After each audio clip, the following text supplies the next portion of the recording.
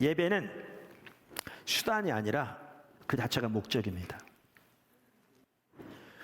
뿐만 아니라 우리가 하나님의 얼굴을 구하는 삶을 살면 당연히 우리의 예배는 그 자체가 목적이 될 것입니다. 그러니까 이제 여기에 좀 혼동되는 게 있어요. 그게 뭐냐면 우리의 예배가 그 자체가 목적이라는 말은 예배 의식이 목적이란 말이 아닙니다. 그러니까 우리가 지금 혼동되는 게 뭐냐면 예배 의식과 예배는 다른 겁니다. 그러니까 예배 의식은 뭐냐면 예를 들면 주일 대예배라고 흔히 얘기하면 주일날 예를 들면 11시에 지금 우리 2부 예배인데 모여서 이렇게 순서를 따라 진행하는 이 전체는 예배 의식입니다. 많은 사람들이 이걸 예배라고 생각합니다. 아니요, 이건 예배 의식입니다.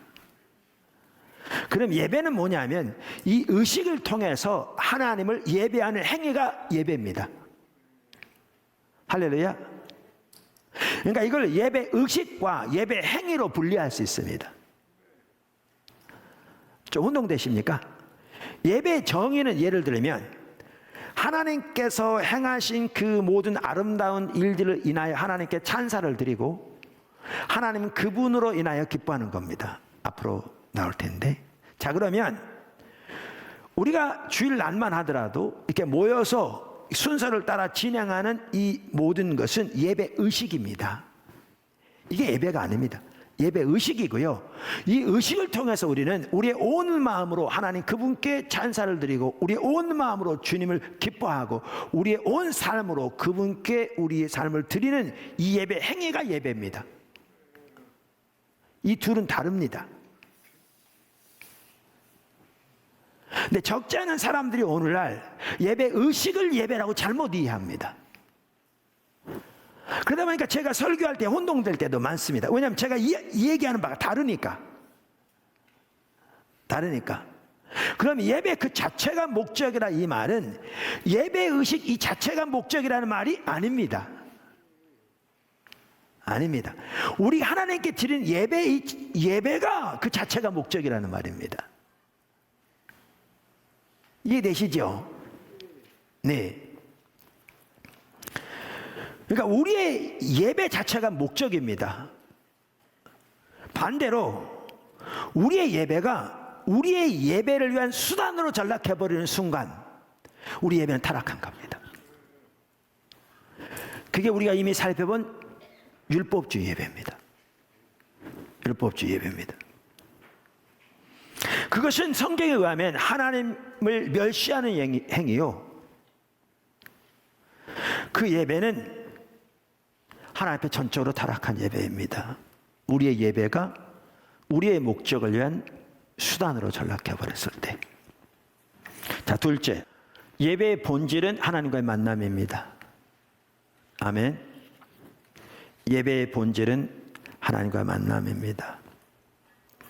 자, 아까 제가 예배 의식과 예배의 차이를 말씀드렸습니다. 혹은 예배 의식과 예배 행위를 말씀드렸습니다. 자, 그럼 예배 의식은 그것이 주일 대예배든 저녁 예배든 아니면 가정 예배든 의식들입니다. 개인 기도도 마찬가지고 의식입니다. 그럼 예배는 이 예배를 통해서 이렇게 하나님을 알기를 구하고, 그러니까 먼저 하나님께서 행하신 그 아름다운 일들을 인하여 하나님께 감사를 드리고 찬사를 드리고 주님으로 인하여 기뻐하며 주님을 더욱더 알기를 구하고 주님의 뜻을 알아가고 함께 있기를 구하여 주님을 찾으면 성경에 뭐라고 되어 있냐면 하나님을 마음을 다해 찾으면 하나님이 반드시 만나주시겠다 이렇게 되어 있습니다. 성경에는 아침에 해가 뜨는 것처럼 그렇게 분명하게 임하시겠다 이렇게 되어 있어요. 그러니까 새벽빛같이 일정한 이렇게 되어 있잖아요. 그래서 이렇게 주님을 찾으면 주님이 오십니다. 그래서 하나님의 임재를 함께 하십니다. 그래서 하나님의 성품을 우리에게도 깨닫게 하시고 하나님의 마음을 알게 하시고 하나님의 목적을 알게 하시고 하나님의 약속을 주시기도 하고 하나님을 떠나 있는 하나님의 합당치마다 우리의 죄된 모습도 보게 하셔서 돌이키게 하시고 이렇게 다시 말하면 하나님과의 만남이 이루어집니다. 이게 예배의 본질입니다. 세 번째, 하나님 얼굴을 구하여 나와야 합니다. 하나님의 얼굴을 구하여 나가야 합니다. 우리가 아까 본문에서 본 것처럼 예배는 하나님의 얼굴을 구하여 나가는 것입니다. 다시 말하면 하나님 그분 자신을 구하여 나가는 것입니다. 이것에 대한 좋은 예가 다윗입니다. 늘 말씀드린 것처럼 다윗은 먼저 하나님의 얼굴을 구하는 삶을 살았습니다. 우리가 잘 아는 시편 27편 4절, 내가 여호와께 바라는 한 가지를 그것을 구하리니 곧 내가 내 평생에 여호와의 집에 살면서 여호와의 아름다움을 바라보며 그의 성전에서 사모하는 그것이라. 다윗은 하나님의 영광의 임재가 머물러 있던 장막에서 하나님의 아름다운 성품을 바라보며 하나님을 찾는 것이 그의 유일한 열망이었습니다. 즉 하나님 얼굴을 구하는 삶을 살았습니다. 그러니까 그는 하나님 앞에 예배로 나올 때에도 하나님 얼굴을 구하여 나왔습니다. 시편 26편 8절에 여호와여 내가 주께서 계신 집과 주의 영광이 머무는 것을 사랑하오니 이렇게 말하죠. 다윗은 그 주님의 영광의 임재가 자기에게 고울러 오는 것이 너무나 기뻐서 춤을 추다가 사울의 딸 미갈의 눈에 보기에는 왕이 일개 계집종들 앞에서 자기의 수치를 드러내고 미친 사람처럼 춤추는 것처럼 보일 만큼 그렇게 그 에봇을 입은 채로 이렇게 춤을 췄잖아요. 그런데 여러분 이걸 기억하셔야 돼요. 다윗은 그저 그렇게 눈물 흘리고 찔찔 짜는 예배자가 아니었습니다. 다윗은 군인이었습니다. 나중에 하나님 그를 왕으로 삼으셨죠. 그래서 그는 정치, 경제, 사회, 교육, 문화, 외교, 국방 전체를 관장하고 그 모든 부하들을 통솔하는 하나님의 사람이었습니다. 이게 가치가입니다. 이렇게 하나님의 얼굴을 구하여 나오는 것이 예배이기 때문에요. 예배에서 중요한 시금석이 있어요. 근데 이 예배에 대한 중요한 시금석은 단순히 예배의 시금석일 뿐만 아니라 참다운 신앙의 시금석이기도 해요. 그게 뭐냐면 하나님을 향한 배고픔이에요. 그러니까 여러분이 지금 여러분의 신앙이 예배가 내가 올바른 상태에 있는가 없는가 그거를 가장 간단히 볼 수 있는 한 가지가 뭐냐면 지금 이거예요. 내 속에 하나님을 향한 이 갈망이 있는가. 지금 보세요. 없으면 더 늦기 전에 정말 주님 그 마음 회복시켜 달라고 절박하게 기도하셔야 돼요. 하나님 그분을 알기를 원하는 갈망. 할렐루야. 네 번째, 예배의 준비. 그러니까 하나님의 얼굴을 구하는 예배가 돼야 되는데 이러한 예배가 되려면 우리는 예배를 준비해야 돼요. 예배를 준비해야 돼요. 이 말은 예배 인도자들만을 말하는 게 아니라 모든 성도들이 예배를 준비해야 돼요. 예배를 준비해야 됩니다. 그것은 주일 예배뿐만 아니라 중보기도든지 또 우리 개인적인 예배든지 다 마찬가지입니다. 오이코스 예배도 마찬가지고 그렇습니다. 그러면 우리가 예배를 올바로 하나님의 얼굴을 구하는 예배가 되게 준비해야 되는데 준비한 핵심이 뭐냐면 하나님의 얼굴을 구하는 예배를 방해하는 요소들을 제거해야 돼요. 하나님의 얼굴을 구하는 예배를 방해하는 요소들을 제거해야 돼요. 그러니까 이 요소들을 제거하지 않으면 이러한 방해 때문에 하나님께 대한 올바른 예배, 하나님의 얼굴을 구하는 예배를 못 드리게 되는 것이지요. 그러면 하나님께 드리는 참다운 예배, 하나님의 얼굴을 구하는 예배를 방해하는 요소들이 많이 있는데 그 중에 몇 가지 대표적인 것만 나열하면 다음과 같습니다. 5가지를 제가 나열할 텐데요. 그 외에도 많지만 대표적인 몇 가지입니다. 첫째, 둘째는 중요하지 않습니다. 5가지입니다. 죄책감, 분주함, 조급함, 모든 염려, 개인적인 의제. 5가지 뭐라고요? 죄책감, 분주함, 조급함, 모든 염려, 개인적인 의제. 하나씩 간단히 살펴보겠습니다. 하나님의 은혜의 보좌 앞에 담대히 나가는 것을 방해하는 가장 주된 요소 중 하나는 죄책감입니다. 수많은 성도들이 이 죄책감에 휩싸여 하나님 앞에 담대히 나가지도 못할 뿐만 아니라 하나님의 얼굴을 구하는 예배를 드리지 못합니다. 그래서 우리는 우리의 예배 준비를 통해서, 아까 준비가 필요하다고 했잖아요. 준비를 통해서 우리가 생각나는 모든 죄를 회개하고 오직 예수 그리스도의 십자가의 공로만을 믿음으로 의지하여 서야 합니다. 그리고 우리는 하나님의 약속을 붙들고 하나님 앞에 나가야 합니다. 즉 요한에서 1장 9절, 만일 우리가 우리 죄를 자백하면 그는 미쁘시고 의로우사 우리 죄를 사하시며 우리를 모든 불의에서 깨끗하게 하실 것이요. 여기 미쁘시다 말은 신실하시다는 말입니다. 하나님은 하나님의 약속을 반드시 지키시는 하나님이십니다. 의롭다는 말은 하나님께서 예수님을 십자가에 내어주심으로 우리 죄를 위해 대속하게 하셨기 때문에 그분이 우리의 죄를 용서하시는 것이 그분의 의로우심을 나타내는 것입니다.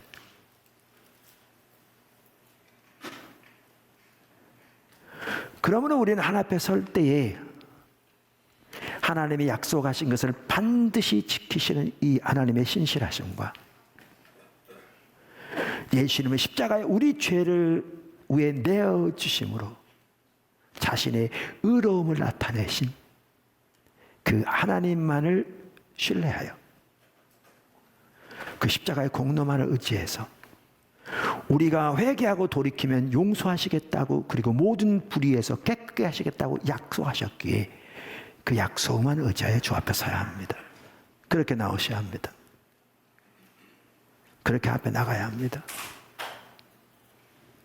할렐루야. 그 다음에 분주함. 분주함이 하나님의 얼굴을 구하는 예배를 방해합니다. 많은 성도들은, 어떤 성도들은 토요일 늦게까지 TV를 봅니다. 이런 부분도 있는 것 같더라고요. 자, 우리가 적정한 오락, 신앙생활 한 부분입니다. 자, 보세요. 적정한 오락도, 가족들과의 시간도, 부부 사이의 교제도, 가족들과의 좋은 시간도, 또 뭐 산책 등 이런 여러 가지 취미 활동도 다 신앙생활의 중요한 요소들입니다. 왜냐하면요, 하나님 우리를 창조하실 때 전인적인 인간으로 창조하셨기 때문에 이 모든 부분들이 신앙의 중요한 요소들입니다. 영적인 의미를 가지고 있습니다. 이거 안 하고 기도만 한다고 그게 영적으로 건강하지 않습니다. 왜냐하면 그 신앙이 왜곡되어 있습니다. 그런데 이게 지나치면 문제가 되는 거예요. 취미나 오락도 지나치면 문제가 되는 거예요. 근데 우리가 하나님 찾는 것마저 소홀하고 여기에 너무나 많은 시간을 투자하면 온갖 우리 머릿속에는 세상적인 오락과 이러한 것들로만 가득하죠. 그런 앞에 나올 때 온갖 이게 이제 방해하는 거죠. 온갖 잡생각, 온갖 세상적인 것들이 꽉 차서 하나님께 이 올바로 예배드리는 걸 방해하는 거죠. 그러니까 우리의 주중의 삶과 주일의 예배는 분리되지 않습니다. 같이 갑니다. 다섯 번째, 하나님을 예배함으로 나가십시오. 요게 이제 제가 예배란 말을 많이 쓰다 보니까 혼동될 수 있어요. 그러니까 하나님의 얼굴을 구하는 예배가 돼야 되는데, 하나님의 얼굴을 구하는 예배가 되려면 하나님을 예배함으로 나가라, 그렇게 말했잖아요. 자, 설명을 드릴게요. 좋은 구절이 있습니다. 이게 어느 구절이냐면 시편 100편입니다. 한번 보십시오. 시편 100편 1절에서 5절인데요. 온 땅이여 여호와께 즐거운 찬송을 부를지어다. 기쁨으로 여호와를 섬기며, 이 섬긴다는 말은 예배한다는 말과 같은 말입니다. 기쁨으로 여호와를 섬기며 노래하면서 그의 앞에 나아갈지어다. 지금 하나님 앞에 나가는 걸 말하잖아요, 그죠? 근데 하나님 앞에 나갈 때 어떻게 나가라고요? 즐거운 찬송을 부르며 나가고 기쁨으로 예배하면서 나가라. 하나님을 그러면서 노래하며 나가라 이렇게 말하죠. 그러면서 왜 그렇게 나갈 수 있는가? 여호와가 우리 하나님이신 줄 너희는 알지어다. 그는 우리를 지으시니요 우리는 그의 것이니 그의 백성이요 그의 기르시는 양이로다. 여기 또 중요한 게 나옵니다. 감사함으로 그의 문에 들어가며 찬송함으로 그의 궁정에 들어가서 그에게 감사하며 그의 이름을 송축할지어다. 여호와는 선하시니 그의 인자하심이 영원하고 그의 성실하심이 대대에 이르리로다. 이 시편이요 예배와 관련 정말 중요한 시편입니다. 다 표현하고 있습니다. 자 보세요. 하나님이 뭐죠? 그 인자하심이 영원하고 하나님이 선하시고 성실하심이 대대에 미치는 영원한 하나님이시며 그분이 우리를 사랑하시고 우리를 지으시고 우리를 그분의 백성 삼으시고 우리는 그분의 양이니 그 크신 은혜와 그 사랑 그 자비를 토대로 해서 하나님을 마음껏 예배함으로 나가라. 그러면서 그분을 찬양하고 그분께 감사하고 그분을 예배함으로 나가라 이렇게 말합니다. 찬양 경배 예배 하나 핵심이기도 합니다. 여기 나온 것처럼 이와 관련해서 제가 이 예배 회복 시리즈 설교를 지금 다 7년 전인가 8년 전에 했어요. 그러면서 그 후에 책이 나왔거든요. 그걸 정리해서 그때입니다. 제가 하루는 이렇게 설교를 하고 우리 같이 기도하는데 성령께서 그런 마음을 주시는 것 같아요. 이 찬양 생각나게 하시면서 우리 그 추가곡에 있는 2장인가요? 온 마음 다해. 그 가사가 이렇죠. 주님과 함께하는 이 고요한 시간 주님의 보좌 앞에 내 마음을 쏟네. 모든 것 아시는 주님께 감출 것 없네. 내 마음과 정성 다해 주 바라나이다. 나 염려하지 않아도 내 쓸 것 아시니 나 오직 주의 얼굴 구하게 하소서. 다 이해할 수 없을 때라도 감사하며 날마다 순종하며 주 따라오리다. 온 마음 다해 사랑합니다. 온 마음 다해 주 알기 원해요. 내 모든 삶 당신 것이니 주만 섬기리. 온 마음 다해. 이렇게 생각나게 하시면서 성령께서 뭐라고 감동하실 것 같냐면 오늘날 내 백성이 이 자세가 없기 때문에 나를 올바로 예배하지 못한다 그러신 것 같더라고요. 자 보세요. 이게 그 뜻이에요. 이렇게 하나님 앞에 예배로 나가려면 그 배후에 뭐가 있어야 되냐면 믿음이 있어야 돼요. 믿음이. 이에 대한 좋은 예가 바울의 예예요. 바울은 아시아로 가서 복음을 전하려고 했는데 하나님의 성령께서 여러 차례 막으셨어요. 그 다음에 환상을 통해서 마게도냐 지역으로 가라고 환상을 보여주셔서 바울과 일행들이 하나님 뜻인 걸 분별하고 마게도냐 지경의 첫 지경을 갔는데 빌립보에 갔어요. 갔는데 하나님 인도를 따라갔는데 사역은 별로 열리지 않고 귀신을 여자애가 날마다 쫓아다니면서 예언하는데 100% 정확한데 문제는 귀신 들려하는 거예요. 그래서 참다가 견디지 못해서 바울이 예수 이름으로 귀신을 쫓아내버렸어요.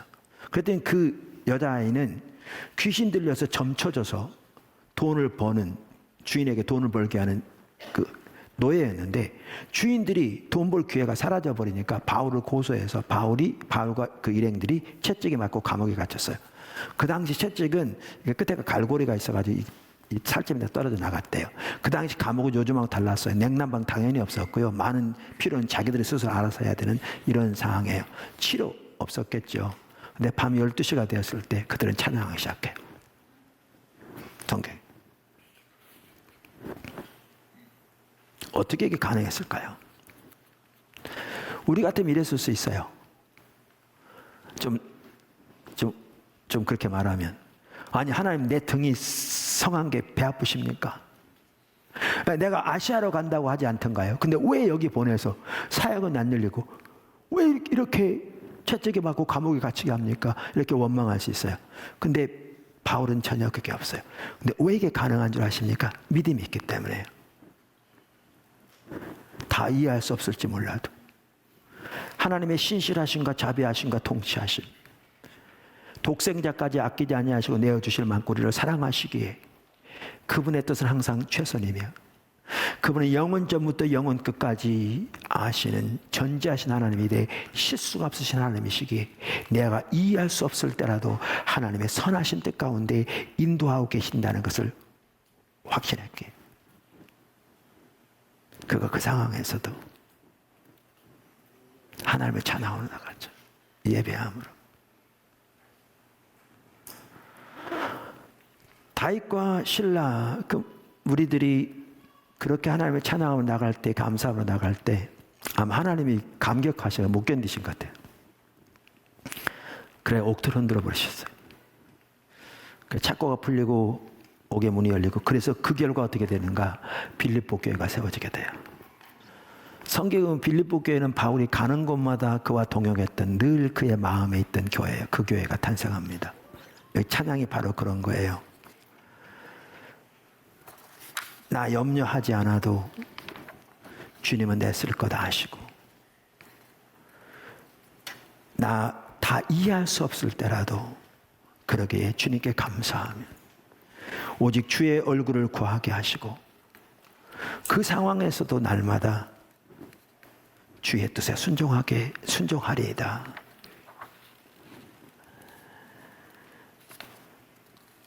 온 마음 다해 사랑합니다. 온 마음 다해 주 알기 원해요. 내 모든 것 삶 당신 것이니 주만 섬기. 온 마음 다해. 아까 말씀드린 대로 오늘날 하나님의 백성들이 이 자세가 없기 때문에 하나님께 올바른 예배를 못 드린단 말이 바로 그것 같았어요. 모든 하나님께 드린 예배마저도 뭐에 좌우되냐면 환경에 좌우되는 거예요.